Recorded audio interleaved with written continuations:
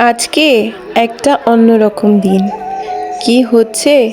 নায়েলের বাবা আজকে মাটির চুলায় রান্না করছে। মাটির চুলায় জ্বলছে আগুন আর হাঁড়িতে বসতে যাচ্ছে মুরগির মাংস। ঘরের কাজ হোক বা বাইরের দায়িত্ব, আমি একা নই, সে সব সময় আমার পাশে থাকে। কখনো রান্নায় হাত বাড়ায়, কখনো বাচ্চাদের দেখাশোনায়, কখনো নীরবে আমার ক্লান্তি বুঝে নেয়। সব কাজে হেল্প করা মানেই শুধু কাজ ভাগ করে নেওয়া নয়, এটা ভালোবাসা, সম্মান আর একসাথে পথ চলার নাম। তার এই সহযোগিতাই আমাকে আরও শক্ত করে তোলে। শীতকাল হলেও দুপুরের রোদটা কিন্তু একদম কড়া ছিল। একদিকে মাটির চুলার তাপ, অন্যদিকে সূর্যের তাপ।